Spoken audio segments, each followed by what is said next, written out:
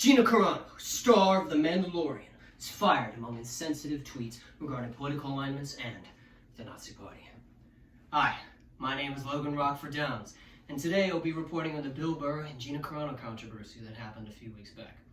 So, Nazis are the ultimate evil. That we can all agree upon. What Gina Carano said was insensitive, and Disney's firing of her was controversial to many. With this controversy, many have quoted comedian and co-star Bill Burr as the only member of the cast who defended her. This presentation of information is not as it seems.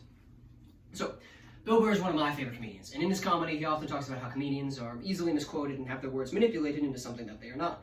So, when I saw the news report saying that he had defended Gina Carano, I wanted to find out if that's what actually happened.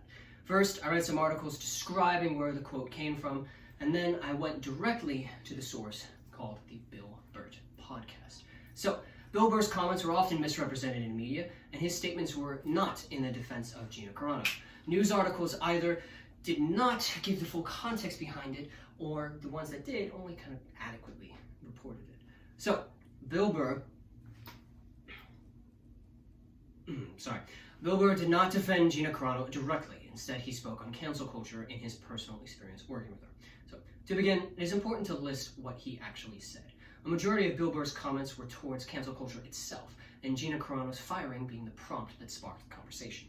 His quotes on the Bill Burr podcast saying, "I'm on that effing show, I have to watch what the F I say," was in reference to how the show is susceptible to cancel culture, and thus he must be careful of what he says.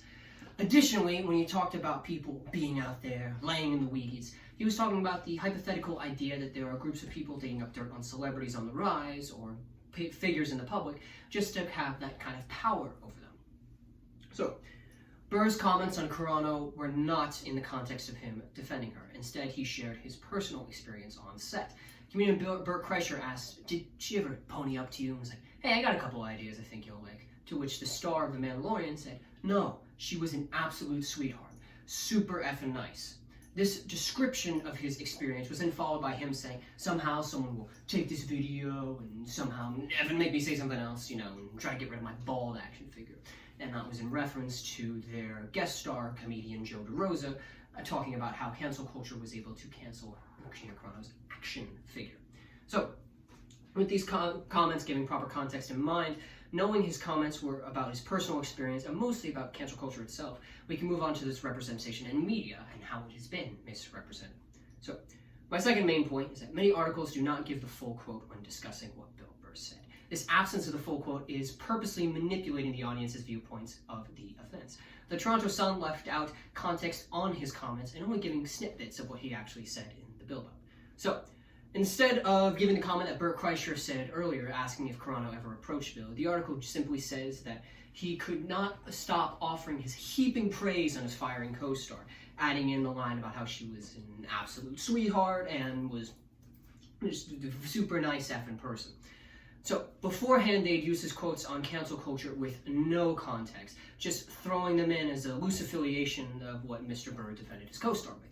But Burr, who played Mayfield on The Mandalorian, insists that her personal comments did not warrant termination from the show. This direct quote is used to misrepresent what Bill Burr was saying and to justify a political agenda surrounding around Gina Carano. On a different article by Fox News, no surprise there, it hardly touched on the subject, only using Bill Burr to draw in viewers and then immediately move on to Gina Carano. In the first half of the article, it was similar to the Toronto Sun's in not referencing Bill's dissection and comments on cancel culture beyond the title, and all it uses is his previously mentioned quotes to defend Gina Carano. So, to further my point, the rest of the article simply goes on to talk about her times within the actual controversy and on her appearance in the Ben Shapiro show that several previous attempts have been made to try to fire her before it actually happened.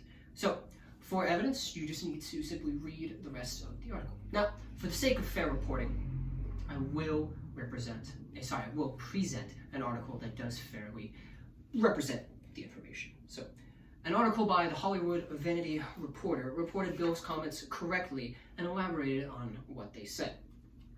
With all the previously mentioned, aforementioned quotes, such as, I'm on that effing show, I have to watch what the F I say, but people out there laying in the weeds, it gave all of the proper context needed within that. It mentioned his fellow comedian Burr, it mentioned Joe DeRosa in the conversation on cancel culture itself. So, the article...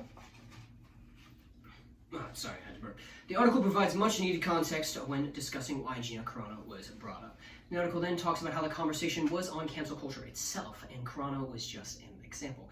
Carano's previous actions were accurately summarized in the article, allowing for a full understanding of the events.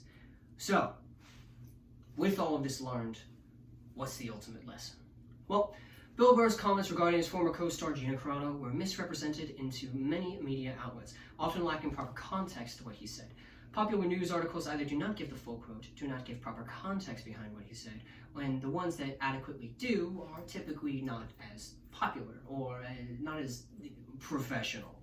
So, with all this in mind, I hope that my presentation of these events allows for you to be more skeptical about controversial headlines. And remember, the Toronto Sun and Fox News were both Republican, right-leaning news outlets. So maybe there's a connection to manipulation of media.